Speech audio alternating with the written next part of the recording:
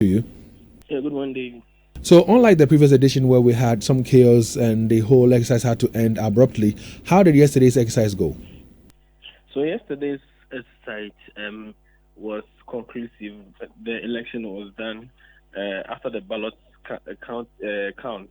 Yaw Gyimah, who happens to be the former chairman of the NDC, was declared winner of the election. So for yesterday, we brought the election to a finality. Yaw Gyimah, and who I said was the NDC chairman of the Ashanti region, was elected to represent the Ashanti region as Council of State representative. Yesterday, and the security that I witnessed there is something that it's unusual with our security system. All crowd controlling mechanisms were deployed to the Premier Assembly where the election was held. You know, the main street from Asim or Labour Roundabout to Roman Hill, part of the Central Business District, the whole route was blocked to traffic. No vehicle was made to get access or to the Premier Assembly or use that route to the Roman Hill. Now, it's part of the measures that were adopted by the police to ensure that the election was done peacefully. Police had barricades, several of them, at vantage points to prevent people from getting access to the place. Whoever was coming either as a delegate or candidate or any interested party to the election didn't have access with the vehicles to the place. So you have to be dropped at a point and walk to the Premier Assembly Hall where you go through security checks. Your accreditation is issued, and after the checks, a picture of this individual who is accredited to be there is taken by the police before you walk to the final barricade where you are confirmed that indeed you are a delegate or you are supposed to be there before you get access to the Premier Assembly Hall itself. So that was how tight the security was. Now I saw policemen fully geared in what they call Robocop protective wear to prevent any occurrence. These people formed human barricades and prevented people who are unauthorized in terms of chaos. They form human barricades and prevent people from overpowering the police at the location. So all security measures were deployed to ensure that this one was peaceful. Even the police had to get a water cannon on standby in case of any eventual occurrence. There were, the anti-robbery police team, patrol team, about 3 different teams were stationed at the vantage point to be on the lookout for any occurrence, unplanned occurrence, that we witnessed in the first election. So the police yesterday, they were on top of issues. They came in their best. Now, this is supposed to be a non-partisan election, but unfortunately, you and I know that it's turned not to be so. How much of partisan nature would you say is involved in this? I'm asking this because we have picked some information and some intel that some big wigs of some political parties, or let's say the MPP for that matter, were prevented from entering. We've heard names like Duchum, the former education minister. We've heard, Kennedy Japan and all that. What can you share with us on that? David, this is the biggest political election that I have witnessed, even though it's supposed to be non-partisan.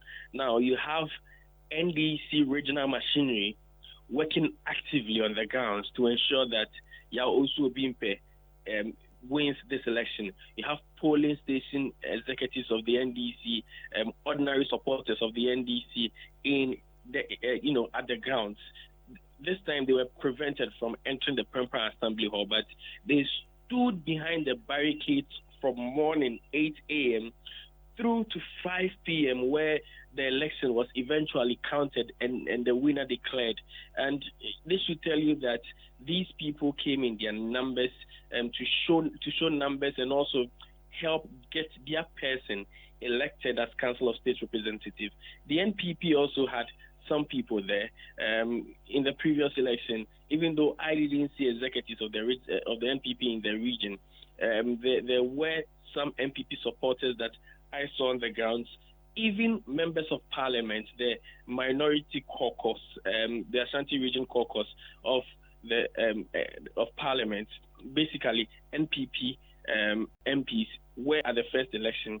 This election, some of them attempted to get access to the place, but the police prevented them. For instance, as you mentioned, the former education minister Yaw Gyimah was there. The member of parliament for Kwadaso constituency, Professor Kingsley Nyakon, was also there. Kennedy Ohinge Japan came around, but this time the police turned away all these people. According to the police, they do not have accreditation to be part of the electoral process, so the police prevented all these people from getting access. How did they take this, prevention of them entering? How did they take it? I didn't see any of them, get angry at the police for them deciding to enforce the laws of this election. They were calm when they were prevented. It was Educhum who waited for a while, made some phone calls, but it looks like nobody could offer him any help, so he had to be turned away, and he left calmly.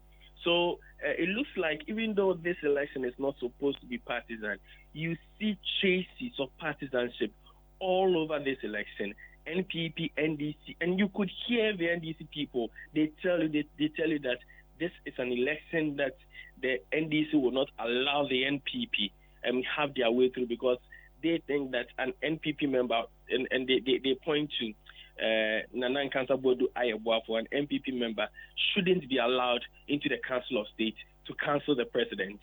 So that is the reason why the NDC took this election seriously. Even the chairman of the NDC, Nana Kwesi, in his victory speech, he made remarks on behalf of Obimpe after the election. And clearly, he spoke about the NDC grassroots who were emphatic that Yaw Gyimah should be elected. Even at a point, he had to give thanks to the NDC executives in the region at the national level and even the president. So it tells you that the traces or the hands of partisanship politics were all over this election. Now, can you confirm to us whether indeed what we're hearing about, vote buying and camping of delegates is true? I picked some intel yesterday that some of the delegates were bussed to the venue, and they had to hold their hands and walk in to go and vote and all that. What can you share with us? The buying and bussing people and camping them and all that. David, I believe you have. Well, unfortunately, we lost Yaw Gyimah on the line there. We're having this conversation